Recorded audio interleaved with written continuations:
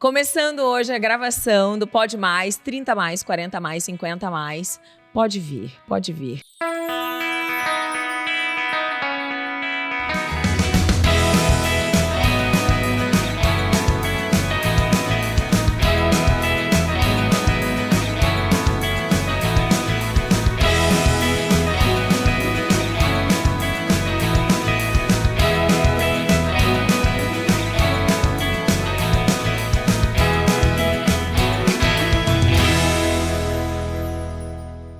Nesse quarteto reunido hoje, nesse encontro, trabalharemos um tema que é tão complexo, tão amplo, que é amor. Então, o que vai vir a gente não sabe. Mas vem com a gente que vai ter amor, outras coisas, desamor, vivências, experiências e tudo que a gente pode compartilhar e contribuir para o mundo com o que a gente sabe, o que a gente já viveu. Que não é muita coisa, mas pode ajudar alguém, né? Vem com a gente.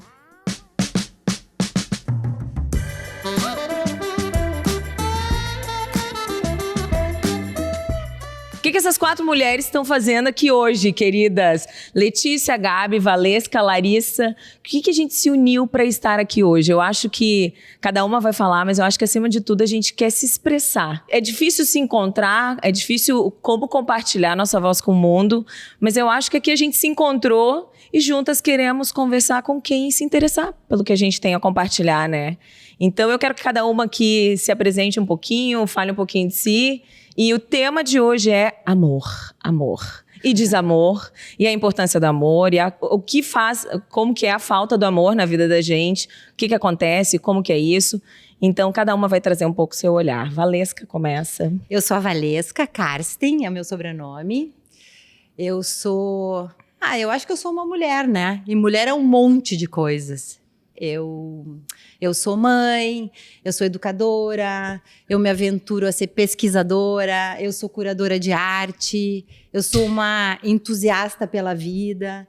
E esse tema, esse convite me pegou, sabe? Porque a gente está vivendo um tempo tão atribulado, né, meninas? Sim. Que eu acho que uma vez a gente podia sentar com as amigas e conversar uma tarde. Agora tem que ter um podcast. Tem que ter um projeto. Né? Um propósito. Pois é, e esse tema do amor, tava até coisa de professora, né? Rascunhando aqui. O amor. O amor. Essa chance da gente não se acostumar. Sair da zona de conforto o tempo inteiro. Te apresenta, Gabi. Eu sou a Gabriela Bordache, tenho 37 anos. Sou mãe de 2 meninas, me realizei muito sendo mãe, não imaginava que isso ia acontecer na minha vida. Meu projeto de vida mais incrível é ser mãe, sem dúvida.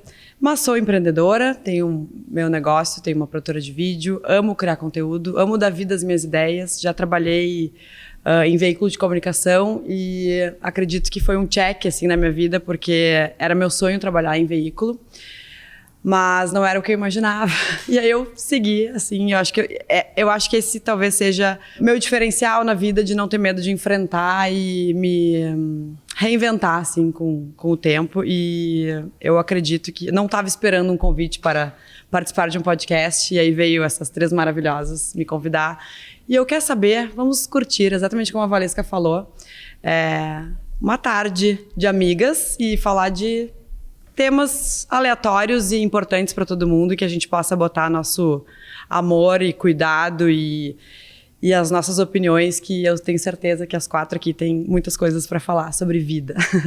O meu nome é Letícia, eu tenho 57 anos e eu estou profundamente emocionada de ver uma ideia, um insight tá se tornando realidade, assim. E eu, ultimamente, eu me dei conta que eu não sei muito bem quem eu sou. Eu sabia, eu era cheia de certezas a meu respeito, mas acho que meio nesse pós-pandemia, assim, eu dei uma revisada em alguns conceitos e eu tô em formação de novo. Não gosto da palavra reinvenção, mas eu tô me reinventando aos poucos, assim. Então, eu sou formada em jornalismo, mas eu não atuo mais como jornalista, mas eu me sinto uma comunicadora.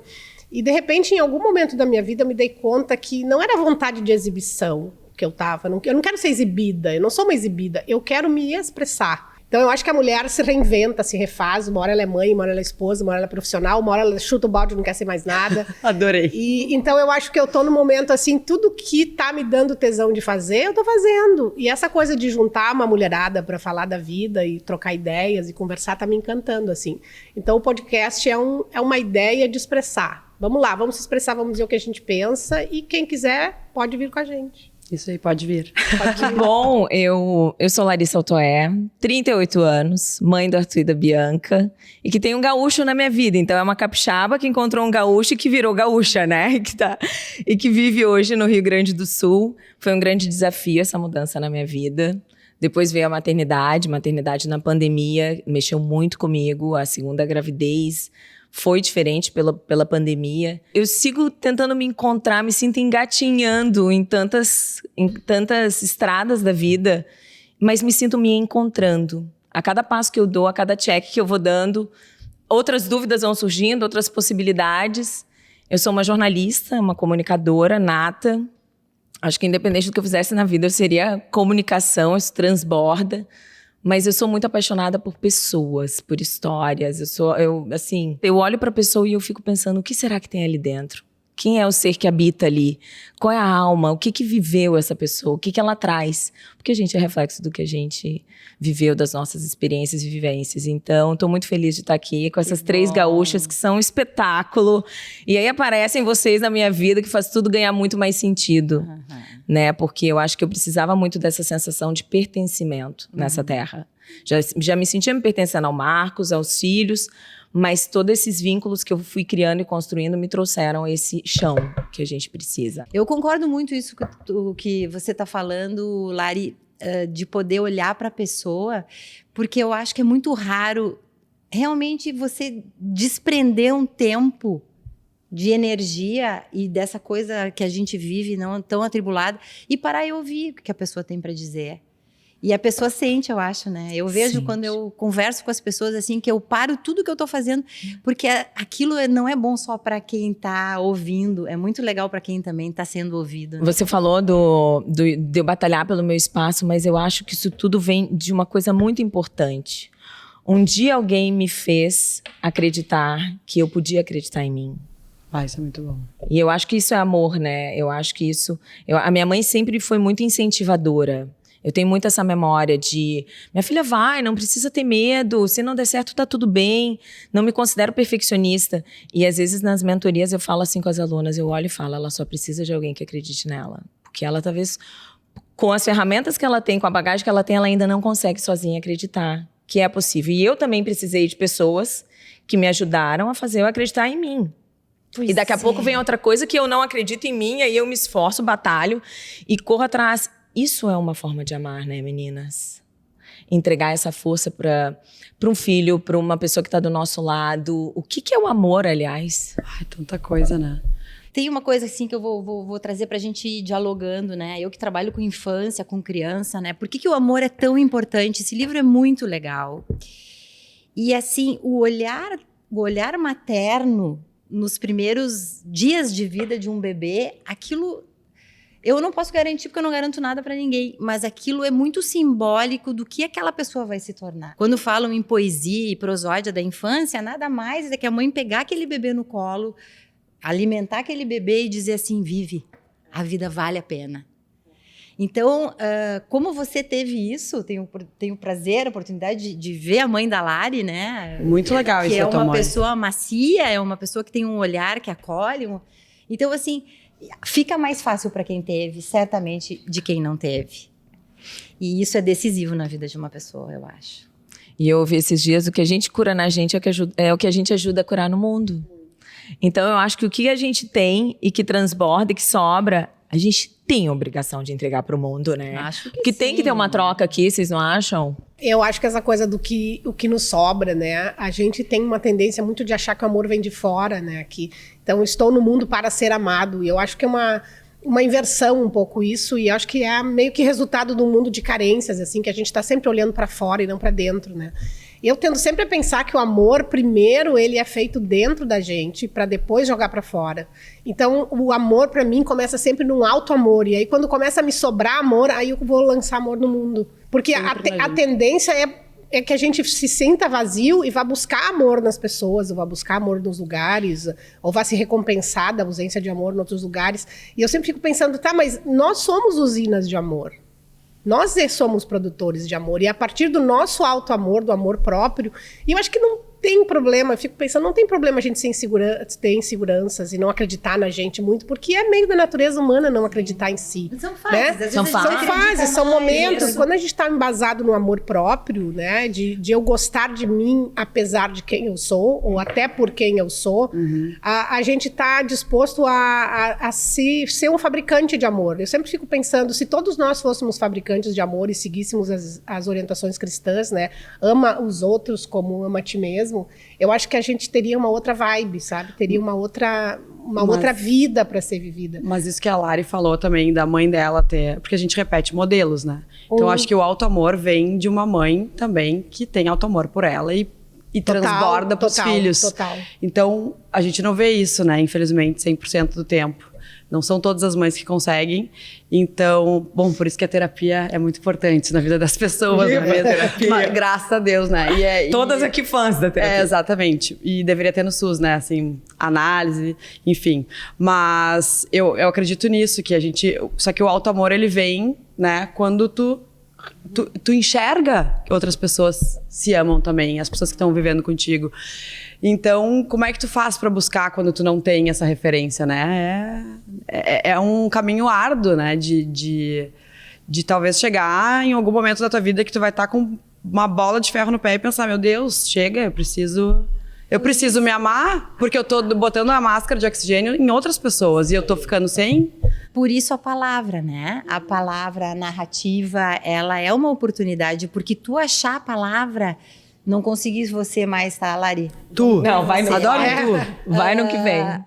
Quando é difícil tu catar aquela palavra que representa aquilo que tá sentindo, né? Eu, por exemplo, quando eu consigo, é como se fosse um artesanato, assim.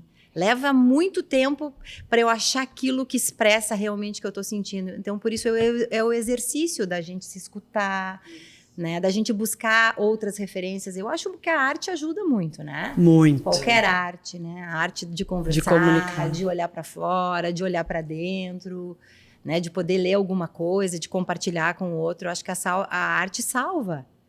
Né? Fica uma coisa muito estereotipada. Que arte é essa que eu tenho que visitar? Não, não é. É a arte que tu vai descobrir conseguiu no botar teu pra fora. cotidiano. É que a emoção nos salva, né? E a arte tá aí pra gente se emocionar e pra tirar a gente da zona de conforto, né? Pra desacomodar alguma coisa por dentro, assim. E eu acho que a gente tá muito mal acostumado. Não sei se é essa era de internet, de excesso de streaming e de muitas séries. A gente tá com coisas mais em episódios, em sequências e menos reflexivos, assim, né? Eu lembro de tempos que eu gostava mais de reflexão e de observação, de visitar museus e de coisas que mexem. E eu acho que sempre que a gente está desacomodando o emocional, a gente está crescendo, porque a gente está tirando coisas do lugar internamente para reacomodar, né? E eu acho que a arte tem esse papel de incomodar e de reacomodar sensações, assim. E é uma válvula de escape. E você estava falando isso que tu comentou, né, Lê? Que é menos exibição e mais... Expressão. Se tu tá sentindo essa necessidade, é porque isso tá transbordando de ti, que tu tem coisas para compartilhar. Da onde isso vem, né? Cada um deveria buscar, né, saber, enfim. Mas eu tava falando pra Valesca hoje, antes da gente chegar aqui, que eu fui para Cuba, fiz um curso fora, né, um tempo, e o que mais me impressionou em Cuba, que é um país que, né, as pessoas sabem que tem uma repressão muito forte, né, e teve muito, né, o que mais me chamou a atenção foi a arte. E, assim, museus e arte na rua, e pessoas dançando, a música, a arte, as artes plásticas, muita gente muito qualificada, desenhando, e aí que naquele momento eu fiquei pensando quanto a repressão não faz transbordar coisas, compensa. Tanto que na época da ditadura a gente vê músicas que são, assim, letras, né, incríveis, que falam, né, não o literal, que a gente tem que buscar entender, porque que nem a Elis Regina, que deu a maior polêmica agora, como nossos pais, né, que tu vai parar pra ver, é uma conversa entre duas pessoas ali, mas olha o que lindo, pra passar por uma censura, eles tiveram que sair da zona de conforto da sua própria criatividade e entrar com algo mais profundo e mudar as palavras e fazer analogias e metáforas e tudo mais. Então, nesses momentos, a gente vê o quanto é criativo. Essa geração, né, que fez toda essa... criou muito, né, se inspirou muito, eles tinham uma coisa que eu acho que agora a gente está um pouco mais empobrecido, que é repertório. Isso. Sim. Repertório de vivências, histórico, de literatura, de trocas, né? Eu acho que, não sei, eu tenho a sensação, assim, que as pessoas aprendiam de um jeito diferente, assim, na escola, né? História, entendiam o contexto. E eu acho que agora a gente está com uma overdose de informações e que, às vezes, também as coisas estão acontecendo e a gente não sabe por quê. Então, eu acho que seria legal, assim, as pessoas procurarem se interessarem não só por aquilo que está em voga no momento, mas, assim, poder olhar um pouco mais, né? Sair um pouco da média, né? É muito legal isso. Eu estava ouvindo vocês falando e me ocorreu uma relação de palavras, assim. A Gabi falou em criatividade, né? Falar assim, arte. E eu estava pensando como trazer esse tema para falar de amor. E me ocorreu o seguinte, que saúde mesmo, de verdade, na visão da Ayurveda é muito isso, né? É entusiasmo e é força de vida e está relacionado com a gente sentir amor por quem a gente é e por todos os seres e por todas as coisas, né? E eu fico pensando que a criatividade é um sinal de alta potência, da nossa alta potência, do nosso amor por nós. E como nós somos muito potentes e muito criativos, eu acho que quanto mais amor por nós tivermos e quanto mais saúde a gente tiver, mais criativo. Então a expressão seria, assim, tá a serviço dessa criatividade. E na verdade o que a gente tem visto é que a gente está deixando a criatividade assim como se fosse coisa de inovação para a juventude. Né? Ou quanto mais criatividade, botar isso para fora, mais saúde. E uma coisa se retroalimenta. Então eu acho que a coisa quanto mais você se expressa, mais você vai ser criativo. Quanto mais criativo, mais saúde. Quanto mais saúde, mais potência. E aí a gente pode fazer inúmeras coisas. A gente pode fazer o que dá na telha, né? A gente pode fazer o que dá vontade. Mas eu acho que precisa amor próprio para a gente ser a expressão da nossa potência, porque senão a gente fica se tolhindo, a gente fica se inibindo, a gente fica com inseguranças de botar quem a gente é no mundo, né? Você falou quanto mais a gente se expressa, mais criativa a gente é. Só que como as pessoas têm receio de se expressar, como as pessoas têm receio de não serem aceitas do jeito que elas são. Medo do julgamento, da crítica, no mundo que a gente vive uma vitrine, né? As redes sociais são a maior vitrine do mundo. Como dá medo? E aí a gente fica com medo de não ser amado, de não ser aceito. E a gente precisa desse amor do outro, né? A gente precisa. A gente precisa, eu acho, porque todo mundo é muito narciso, né? A gente tem essa coisa que acho que é do humano. É. Eu tenho pensado muito, assim, eu sou uma pessoa que leio bastante e eu não leio um tipo de livro, eu leio várias coisas. Eu tive num evento de educação e uma professora de semiótica trouxe um livro porque ela se encantou pela capa do livro, que é um círculo com um pontinho no meio. Aí ela pensou, será que é alguma coisa relacionada a câncer de mama? E ela comprou o livro por causa disso, e ela começou o livro tinha a ver com semiótica e era sobre criatividade. Ele fala, esse autor, que a gente tem uma capacidade limitada de raciocínio e de guardar coisas no nosso cérebro. E eu acho bem legal isso, porque é tanta informação, de tanta coisa, eu às vezes fico angustiada, porque eu digo, meu Deus. Limitada ou ilimitada? Limitada. E eu acho uma coisa boa da gente pensar sobre isso. Porque daí, tu tem a oportunidade de escolher aquilo que tu vai absorver. Porque tu não vai absorver. Porque falam tanto, é a maior máquina, o nosso cérebro é maior do que qualquer máquina, e você acha que você tem que dar conta de absorver. Chega uma hora que os drives lotam, né? E aí a gente precisa selecionar. Mas por isso que nós, seres humanos, isso eu acho incrível da inteligência artificial, tá? Porque o papo, assim, hoje a gente vai ficar falando sobre isso, sobre inteligência artificial pelos próximos anos aí, vai vir muita coisa. O ChatGPT já democratizou, assim, né? Aliás, eu entrei. Essa conversa. Muito legal. É muito legal, é muito legal, mas precisa de repertório. A gente tem que ter repertório até para fazer as perguntas. Óbvio! Então, o que eu acredito nisso, assim, que nós somos seres criativos, como a gente tá falando. Não somos seres produtivos. E por um tempo, o mundo quis que a gente fosse produtivo. E aí não cabe tantas horas no nosso dia, porque nosso dia tem 12 horas, né? 8 horas de trabalho, enfim, e ali, né? É só, Gabi, que absurdo falar, nosso dia tem 12 horas, assim, quer dizer, produzindo, não, né? 8 horas para dormir, nós precisamos. Só que tem gente que não consegue, porque tem que estar produzindo, e é isso. E fora a aceleração que não te deixa dormir. Aceleração. Exato, a insônia e tudo mais. Então, que bom que a gente pode deixar para a máquina coisas que não são do ser humano. Sim. Então, cada vez mais, a gente precisa de vínculo para ter repertório, para entregar para a máquina o que a gente vai precisar. Vem para ajudar. Para e não ajudar. pra substituir. Claro, temos que regulamentar, temos que falar de ética, porque, né, isso aí é muito importante, né? Mas, enfim, eu acredito nisso, assim, e tem a questão da... Eu vou muito nesses eventos internacionais e aqui que falam de inovação e tecnologia, e um que eu fui, que eu caí de paraquedas nessa palestra, parece que precisava, assim, ver, era a Esther Perel, é uma psicóloga belga, de família, de casal, assim, uma mulher incrível, e ela foi justamente o contraponto de todo aquele evento que estava falando principalmente de inteligência artificial, permeando todos os assuntos de todas as áreas do empreendedorismo, da criatividade, de, né, criptomoedas, de, enfim, metaverso, não sei mais o quê. Mas ela foi a pessoa que falou de vínculo. Falou a importância da intimidade. E a palestra dela foi sobre intimidade artificial. Que a gente não está se dando conta que o mundo está ficando cada vez mais raso porque a gente não se relaciona com os outros. Foi incrível, gente. A palestra dela, ela falou sobre porque ela não tem mais horário para atender. Ela é uma psicóloga, best-seller, escreve livros, né? Best-seller do New York Times. Tem podcast, tem um monte de projeto e ela tem os horários que ela atende as pessoas. E um cara que é da tecnologia queria muito ser atendido por ela. E aí ela falou, não tenho mais horário, não tem como te atender. Então ele pegou e criou um bot, chamando que é uma inteligência artificial da Esther, para ser atendido por ela. Então, assim, com tudo que tem dela nas redes, dos vídeos, de tudo, o que a Esther responderia para ele com as dúvidas dele sobre a vida, sobre tudo.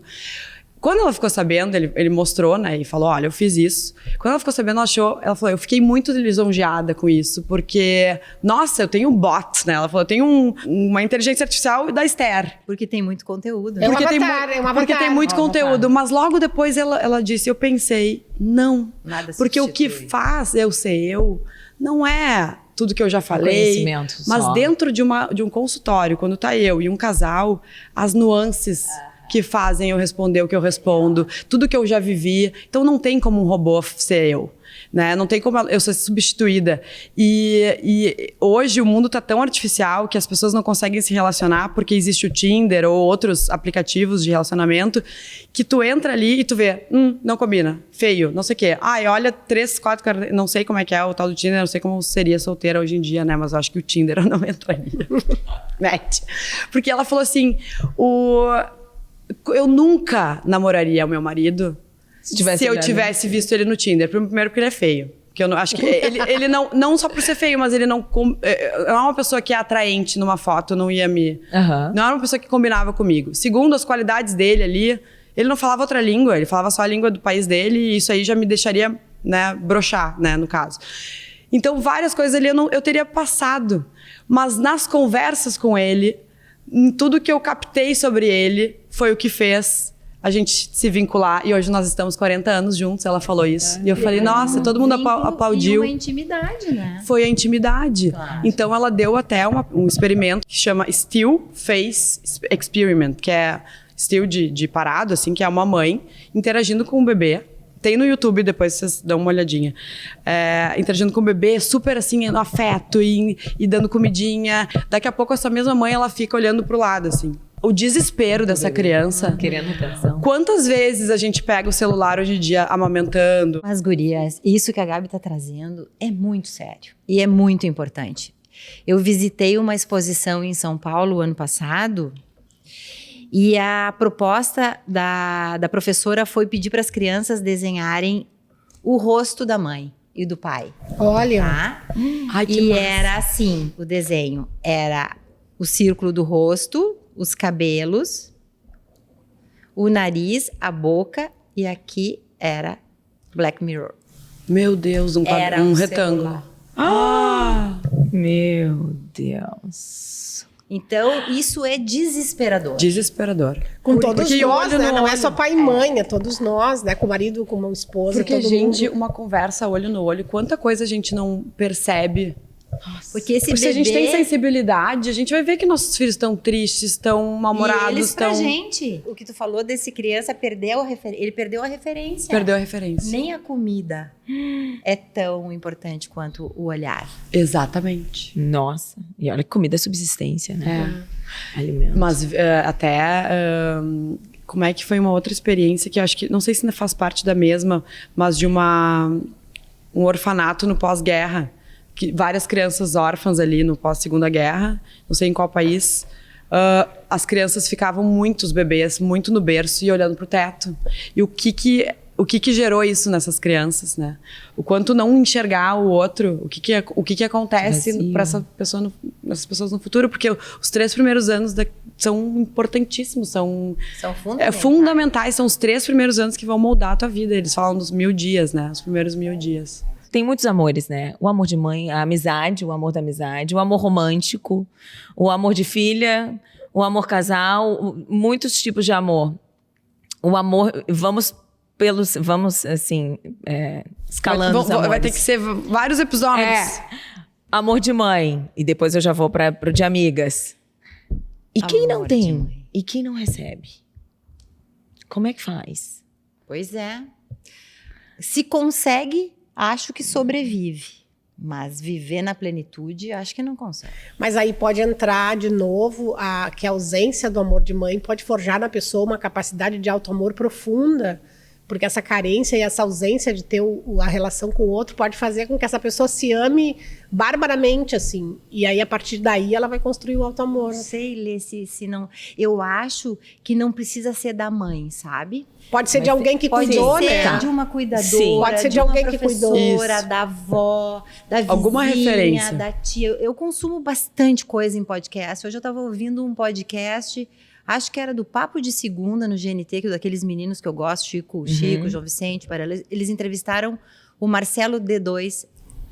E o Marcelo D2, ele deu uma virada na vida dele. Assim, ele, depois que ele perdeu a mãe, ele resolveu buscar uma fé e ele achou a fé. A mãe era uma pessoa que tinha muita fé e ele sempre ignorou, foi para outros lados.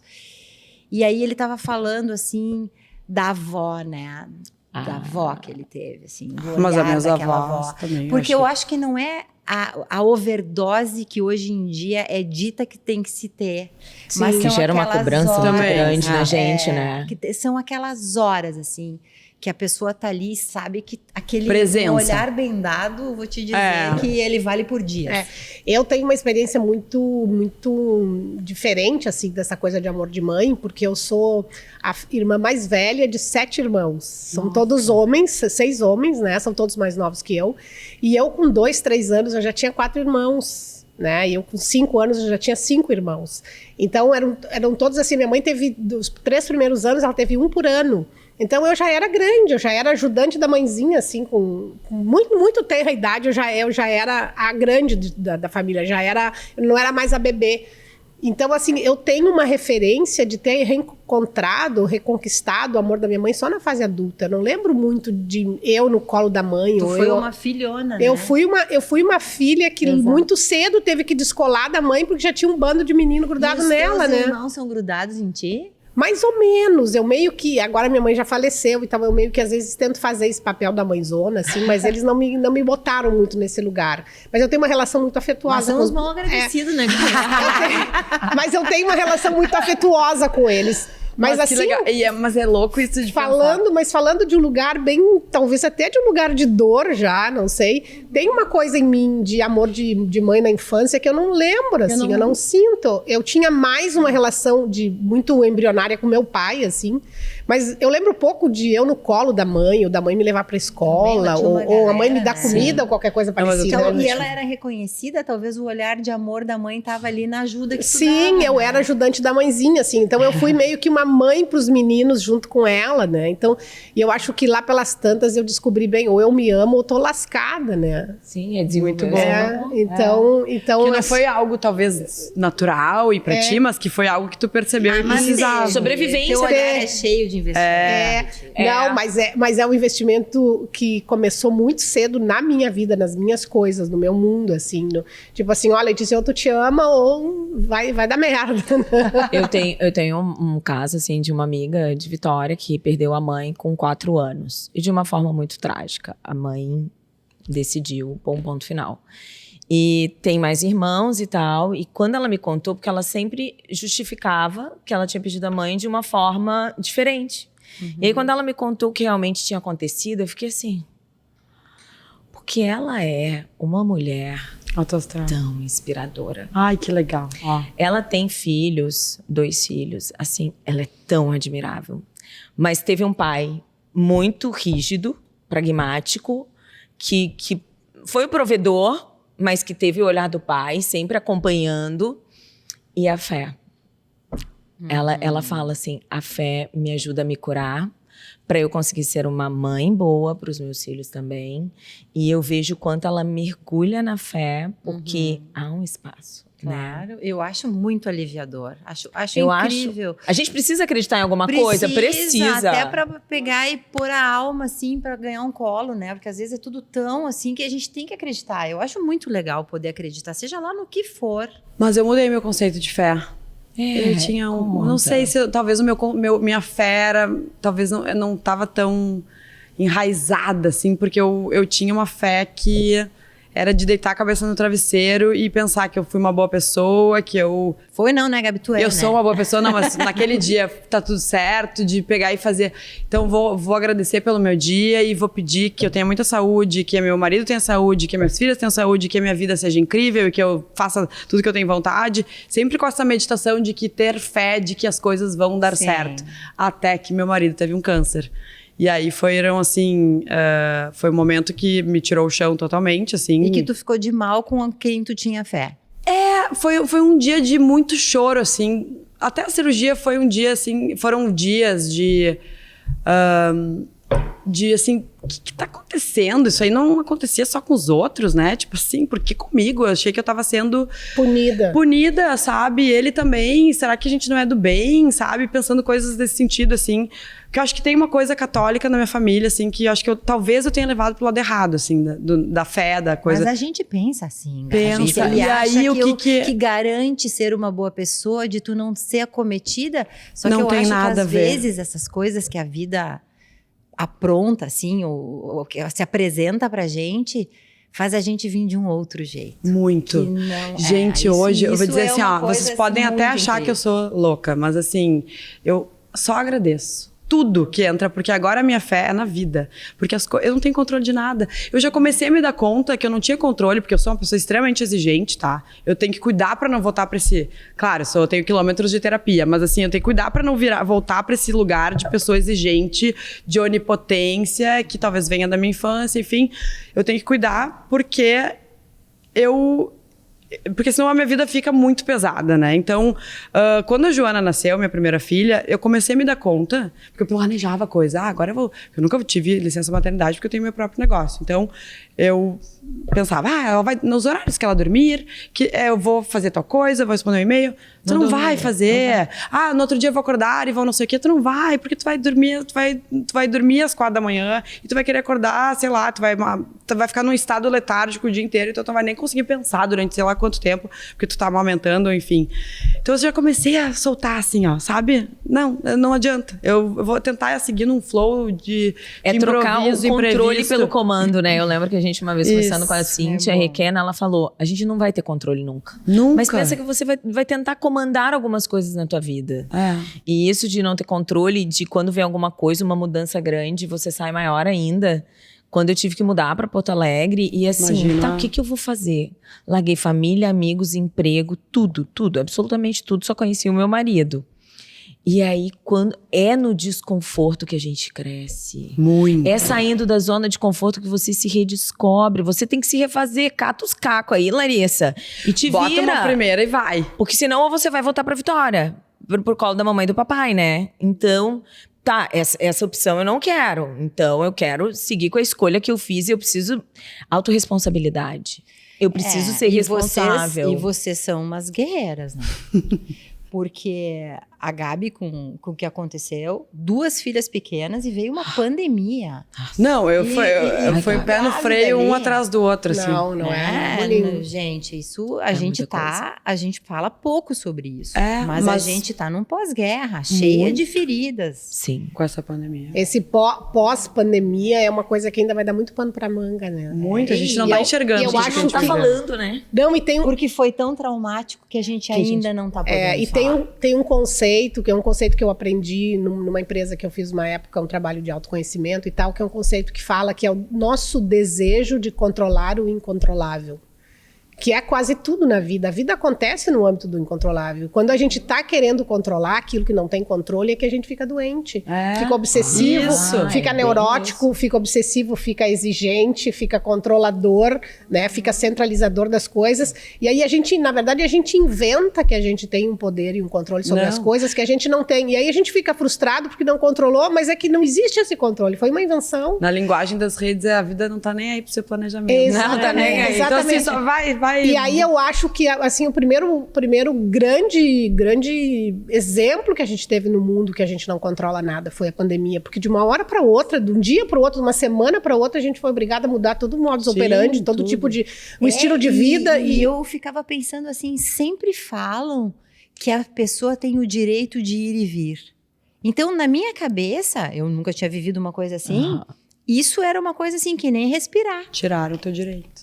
E a gente não podia mais. Mas eu acho que ainda a gente vai olhar para essa pandemia... Medo de morrer. Vai olhar para essa pandemia... Sim, a gente tinha medo de tudo, na verdade. E ainda, eu acho que a gente ainda vai olhar para a pandemia como um lugar de que todo mundo cresceu de alguma maneira. Muito. Porque a gente aprendeu a ficar mais desarmado e a perceber, assim, no dia a dia, na hora do vamos ver, de sair de casa para ir pro super, a gente aprendeu. Sobre o que a gente tá falando de controle e comando, eu vi uma terapeuta falando que as pessoas que desejam muito ter o controle é porque em algum momento elas não confiam no que elas têm de ferramentas emocionais para lidar com o que vier, com o imprevisto. Mas é isso que com o imprevisível da vida. Fé é isso. Então, essa é a minha fé agora. A pessoa que precisa ter muito controle é porque ela ainda... Eu acho que é só com o tempo, com a maturidade, que a gente vai conseguindo desenvolver isso de...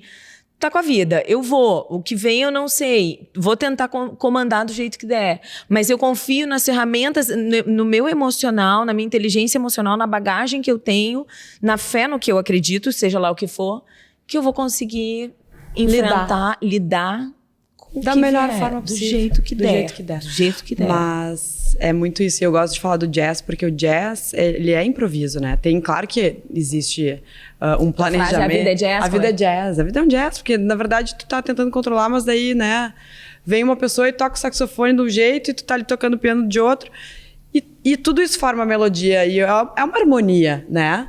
Então, assim, eu acredito que a mágica da vida é essa, é tu saber lidar. Claro, a gente surta, dá né?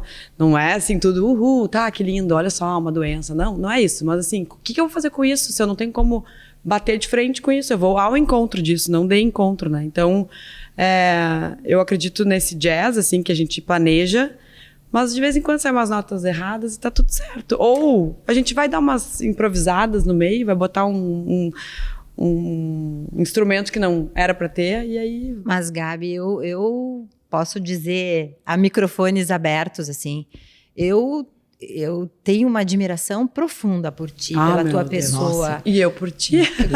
Como mãe, porque Gabi. assim, a Gabi fez uma negociação com ela, assim, ela não podia adoecer, porque ela tinha que dar conta de 2 crianças pequenas e de cuidar do marido que precisava se reorganizar, né? E com uma rede de apoio que nem sempre funciona. Então, eu acho assim... Não, tem que ser maestro de tudo. Eu acho muito legal, assim, tu abrir um espaço da tua vida, que é uma loucura, de poder estar aqui com a gente. E ao mesmo tempo a Gabi tem uma leveza, né? Claro. Com uma leveza, com um sorrisão, uma queridice que a gente... Como que tá passando por tudo isso? Foi atropelada e como é que consegue entregar isso pro mundo? Isso é muito generoso, e Gabi. trabalhar, querida, e tentar imagina. e tocar empresa, né? E tá se atualizando. Eu acho que essa tua ideia, ou essa tua invenção de que a vida é jazz pra ti, né? Funciona justamente para essa coisa de que a gente não tem certeza de nada. Isso. Quando a Lari estava falando agora sobre desejo de controle, nós temos desejo de controle porque a gente quer ter certeza. A gente não sabe viver na incerteza e no caos e no jazz. Isso. A gente não foi treinada para deixar o troço andar, assim, tipo, deixa o carro andar que as melancias se ajeitam, isso. né? Ou deixa andar que as melancias vão cair tudo pra fora. Quer Talvez dizer, aí esteja o diferencial da minha mãe, que me fez aprender a viver no caos. Tá aí. Então, viu? Se a gente aprende a viver no... Nada é por acaso. Se a gente aprende a viver no caos e na incerteza, a gente vai largando aos pouquinhos o desejo de controle, porque a gente sabe que a incerteza é da natureza humana, é da vida. quando a gente inventa que a gente quer o resultado das coisas, que a gente quer saber o resultado antes de agir, né? O que a gente quer saber o futuro, Sim, é que a gente... vão... Não, então, se a vida não é incerteza, se a vida é certezas, então eu quero ter controle sobre tudo, eu quero planejar e que quero que as graça coisas... tem, né? Que graça tem. E é muito frustrante, porque a gente nunca vai ter controle. Isso aí é adoecedor, né? E gera angústia, gera ansiedade, gera aflição, gera Fora depressão. que de uma hora pra outra a vida te abre uma coisa, assim, sabe? Tu tá no meio do caos, do desespero, vai levar uma o janela. lixo, aparece alguém assim e tu te encanta. Sim, Não é? pode ser. Uma Mas vez é acho que foi a Marta Medeiros escreveu uma crônica, o Cupido não te pega quando tu tá esperando. Não. Ele te Quando daqui a atravessa, pouco vai né? levar o lixo no container na frente do prédio e aí aparece. Né? flecha foi. Isso é muito legal, né? Mas a vida é muito legal. É Acho muito que legal. A vida é boa. legal, exatamente. O amor acho. salva, né? E agora puxando o amor amigo, a amizade, o amor da amizade. Esses dias eu li uma frase que a amizade é a certeza. Que muitas vezes a gente não tem no amor. Mas a amizade é a certeza de aquela amiga vai estar ali por mim. Aquela pessoa vai me escutar, vai ter um ombro amigo. Ainda que ela não possa falar agora, que ela esteja no momento atribulado da vida dela, a amizade nos traz uma certeza e um sim. pertencimento. E nesses momentos É tão bom, vamos difíceis falar de é que a gente amizade. vê quem é quem. É. E aí eu tenho minhas pessoas assim, bom, Valesca também, que eu vou levar pro resto da minha vida, porque não se afastaram no momento difícil, que é difícil, né? Que às vezes a pessoa não tem um emocional também pra poder ajudar ou poder, né? Mas daí tu sabe com quem tu pode contar, né? E não só no momento de dor, no sucesso também. No sucesso No também, sucesso porque também. Porque, olha, eu vou te dizer. as pessoas Que a também se afastam, amizade né? Como no, assim, afasta. a amizade no sucesso demanda admiração, né? E E demanda não tu inveja. acomodar a inveja, Exato. demanda tu acomodar a tua. Você fica, às vezes. Amar o sucesso do outro, né? Fica um Sim. pouco desconfortável de Sim. ver o outro fazendo algo que talvez você gostaria de estar fazendo. E o elogio é muito difícil. Muito. Vocês já perceberam Ainda isso? mais Como aqui, é né? difícil. No Rio Grande do Sul. Coitada Não, da mas, por Lari. exemplo, que- vocês são muito generosas. Eu tô cercada de pessoas que sabem elogiar. Mas às vezes tem que lidar com umas que não sabem. E como é difícil. E que criticam. Que criticam. E que puxam pra baixo. Eu tava falando Tá hoje tudo até bem, pra porque vários. também a gente não dá pra querer viver esperando palminha de todo Não, mundo, que é o que eu não, falo. No Instagram, postou uma coisa, quer 1000 comentários, quer palminha, não. Faz porque você tem que fazer, baixa a cabeça e posta. É, que hoje esse também é a vida métrica, virou né? virou assim, eu preciso ser curtido, né? Isso aí é pra quem não tem um emocional Eu bom. lembro de ter uns 4 anos atrás assistido um episódio de Black Mirror que era sobre os likes, a cultura Eu dos vi. likes. É da esse E eu episódio. pensei assim, cara, que bruxaria, isso aí Não, nunca vai nunca vai acontecer. acontecer. Vai. Aham, E eu o vi problema esse é nas episódio. crianças, né? Que estão querendo like. Então, a gente tá vivendo um momento que nunca teve tanto suicídio no mundo e no Brasil. Principalmente na faixa etária de 10 a 14 e 14 e 18 ali. E o quanto da pandemia não tem nisso? Tem, porque potencializou algo que o jovem já estava fazendo, que é que é aquilo que a Esther Perel falou, né? Que a gente está tendo intimidades muito rasas, eles nos jogos, na tecnologia e né, no celular, sempre isolados. E o que a pandemia fez? Potencializou esse isolamento.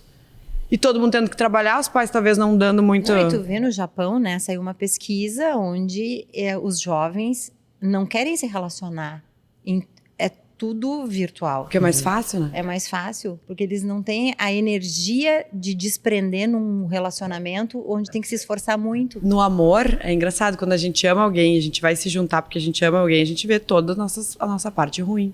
As Que é no sombras vêm, né? É no relacionamento que a gente vê o nosso espelho, porque se eu tô vivendo sozinha, eu vou me achar o máximo, mas com o outro, com Mas cada a gente tipo de achava, relação... Eu não sei, eu imaginava na minha cabeça, assim, que a questão do estar com o outro era vital. Vê que agora o mundo Não. tá tão mudando, né? Que agora tem isso, que tem pessoas que estão optando por não ter. É. Mas eu acho que é uma perda, né? Porque a gente só consegue expressar a capacidade de amar na relação com o outro. A pessoa vai conseguir um relacionamento bom quando ela tem um alto amor e consegue ter um bom relacionamento com ela mesma também, né? E eu acho que também quando para a pessoa é mais importante amar do que ser amado. sabe? Quando tu transborda de amor, que te sobra amor, que tu quer entregar pro mundo, quer entregar pro outro. E não ao contrário, quando tu tá completamente parasita, sem... né? Quando tu tá completamente sem amor e tu quer desesperadamente que alguém te ame. Eu acho que aí é que o encontro não acontece, assim. Pois é, esse amor romântico. É. É fácil esse amor romântico, eu esse acho. amor casal. Eu Letícia é uma romântica. Eu sou uma romântica casamenteira. Qual é teu signo? Eu sou geminiana, ao contrário do que a Gabi disse. Eu sim encontraria meu amor na internet, porque eu encontrei, né? Ela aos, encontrou, ela 40, conheceu aos 47 do segundo tempo, Sério? eu tava transbordando de amor próprio, assim, me achando a tal, plena de mim, cheia de mim, totalmente, assim. E eu fui pra internet e em 15 dias encontrei o amor da vida, assim. Foi uma Estamos coisa... juntos até hoje. Estamos juntos, vai fazer 11 anos. A gente Ai, que tá amor! completamente apaixonado. E ele, da internet também, atrás de pessoas, tentando contatos, assim. E foi uma coisa muito louca, porque eu fiz um perfil, né? Um perfil daqueles que a gente faz no site que eu tava lá. E a coisa que eu botei mais é que eu queria um cara com mais de 1,90 m. Não me perguntem por quê, mas eu queria um homem alto. Porque você é alta Mas também, eu queria um né? cara muito alto. E aí não tinha... 1,92 m. E aí não Olha! tinha muitos. E aí então vieram 3 ois pra mim quando eu dei. E vieram 3 ois. E eu respondi só pra um, que foi o Daniel. Olha Daqueles só. 3 eu escolhi um e eu respondi. 15 dias, 20 dias depois a gente tava completamente junto, assim. Morando juntos 15 E dias. eu acredito muito na força do amor que tinha dentro de mim, sabe? Claro, tu Como se emanou isso pro eu universo. emanei pro computador, assim. A Nossa Senhora do computador... Nossa Senhora do A computador... conexão sentiu. A conexão. Vamos ligar essa o mulher Wi-Fi. tá potente. Mas amor. sério, eu não tava no mundo em busca de alguém que me amasse. Eu queria amar alguém profundamente. Eu tava cheia de lindo amor. isso. Eu tava Ai, cheia de amor pra dar. Mas eu acho que é sobre amor pra isso. dar. A comida dessa mulher é uma loucura, porque ela entrega o amor dela nas panelas. Porque a gente nunca vai saber o que o outro... Lari sabe fazer. Tá cheio, eu já tive muita gente trabalhando comigo, cheia de amor, mas não sabia misturar uma ela coisa sabe, com a outra. ela Eu- sabe. É incrível. Ainda mais se só tem amor. Ela sabe fazer. Acho que sei.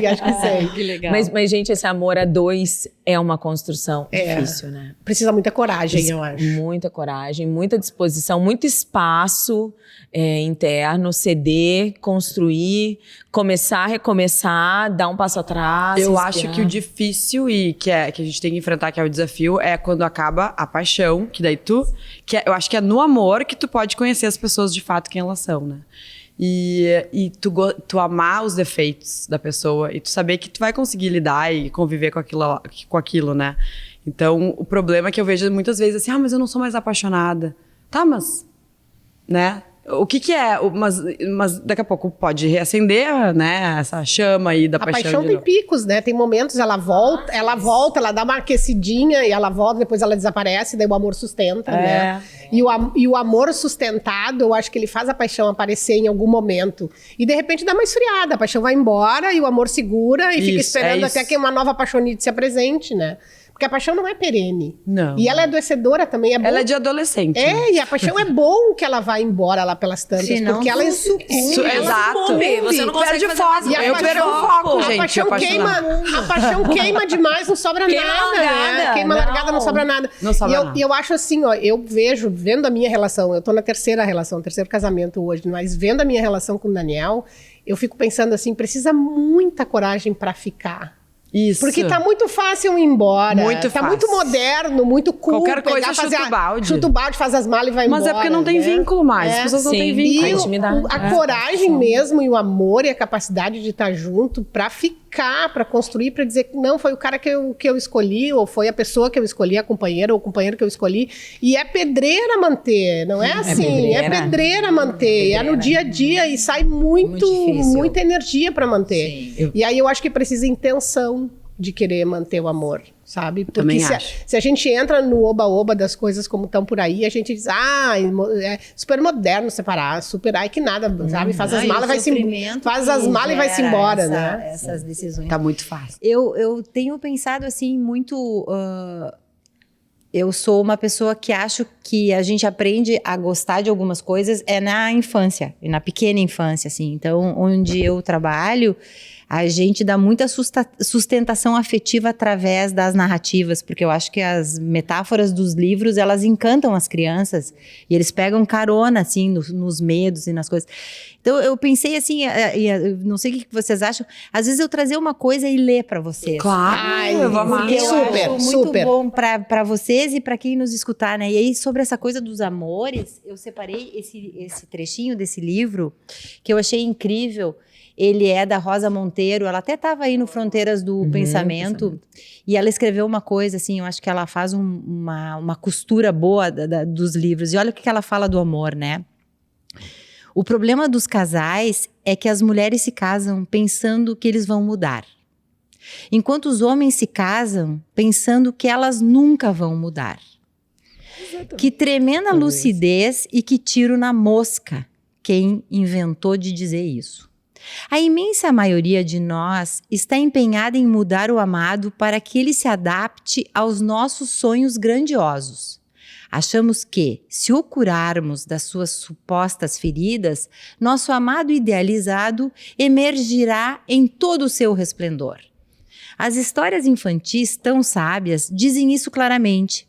Passamos a vida beijando sapos, convencidas de que podemos transformá-los em príncipes encantados. Mas sapos são sapos, pobres sapos. Ninguém pode mudar ninguém. E é profundamente injusto exigir que um batráquio se transforme em outra coisa. De modo que, quando o tempo passa e vemos que nosso homem não vira super-homem, começamos a sentir uma frustração e um rancor insano. Apagamos o brilho dos nossos olhos, aqueles refletores com que antes costumávamos iluminá-los como se fossem as estrelas do nosso filme. E passamos a olhá-los com desprezo e desilusão, como se fossem carrapatos. Quando Arthur, o protagonista do livro que eu estou lendo esse pedaço para vocês, diz que os homens pensam que não vamos mudar, não se refere a ficarmos bundudas ou cheias de celulite, eles estão cagando para isso, mas sim a nossos olhos se encherem de aspereza, a deixarmos de mimá-los ou de cuidar deles como se fossem deuses, a destruirmos a vida a dois com discussões amargas. Olha. Nossa, que Uau, lindo. né? Exato, muito bom. Mas é legal isso que ela traz. Fechando esse episódio com essa... Não, Acho que vão ter que ver vários episódios de amor. Não, mas é legal isso que ela traz sobre a gente querer mudar o outro, porque às vezes, a Gabi falou isso também, o defeito do outro pode ser um pilar estruturante da personalidade dele. A gente vai lá e tira aquele defeito, anula a pessoa, corta a pessoa pelo meio. E daí tu não quer mais. E daí tu não quer mais. Porque a nossa personalidade não é só feita de coisas edificantes, essa coisa né? que a gente muda o olhar e eles sofrem porque eles também se encantaram com aquele olhar. Claro. Sim. Os dois mudam e aí a gente precisa se ajustar nisso de novo para encontrar sentido novamente nessa troca. E tá na mesma sintonia. E tá na mesma sintonia. E é lindo querer fazer isso acontecer, né? Eu acho. Só que tem que vir dos dois lados. Tem que vir dos dois lados. A gente tem que... Eu lembro que quando eu... saí do trabalho, comecei a trabalhar com o Marcos, e eu falei, eu quero para o Instagram, eu quero porque eu preciso me comunicar, eu preciso criar minha rede de pessoas aqui, porque eu vou estar uma mulher mais feliz e melhor ainda para você e para os nossos filhos. Porque se eu continuar fechada numa sala, fazendo uma coisa que não é o que me brilha os olhos e que eu não tô conseguindo entregar pro mundo o que eu vim fazer, e eu acho que cada uma tem uma entrega. Também. Assim, ó, e quando você reprime isso, a gente adoece, né? Claro. Adoece. E aí, quando eu consegui, e ele falou, vai, porque tu tem que voar, né? Vai, porque tu tem que voar. Não adianta segurar essa Eu virei, passagem. olha só, eu falei, olha só, eu tô usando Larissa Pacheco, eu posso usar o Larissa Altoé? Porque eu casei, mudei, eu entrei numa agência que ninguém me conhecia, queria o nome do marido, sobrenome do marido, eu entrei como Larissa Pacheco. Ninguém me conhecia em Porto Alegre, né? Nem parece tu, Letícia. E aí, Larissa Pacheco, me chamavam, aí teve um dia que chamaram Larissa Pacheco. Eu tive um crise de identidade de ter botado o nome dele. Eu Aí- nunca deixei me chamarem de... Mas eu queria, só que aí eu falei, Marcos, eu quero pro Instagram, e eu queria botar o Altoé. Aí ele, mas eu acho mais sonoro, eu acho mais bonito, eu acho você, eu comecei a chorar. Que eu falei, tô me reencontrando, Sim, tô Muito amor nesse raízes. Marcos, né? Muito. descobrindo, assim, podendo voltar a ser quem eu sou. E aí começou e abrir pro mundo nem assim. deixar de ser a mulher do cara. E nem deixar, Exato. isso não significa Porque ele não tem entende. metade da laranja. Tem laranjas inteiras. São dois inteiros. São né? 2 pessoas inteiras, exatamente. Bem, é isso. Amor faz a gente suspirar, né? Fechando esse episódio aqui sobre amor com recorte de livro aqui, com experiência de vida, com Tem olhar um filme amoroso. que é um filme com a Anne Hathaway que fala Amor e Outras Drogas. Eu acho que a gente fez um episódio de Amor e Outras Drogas. Ah, Que Amor a e gente- Outras Drogas. A gente falou um monte de coisa, né? Amei, amei. Pode ser esse o Muito nome. bom. Que vem o próximo. Pode mais, 30 mais, 40 mais, 50 mais. Próximo episódio. Aguardem.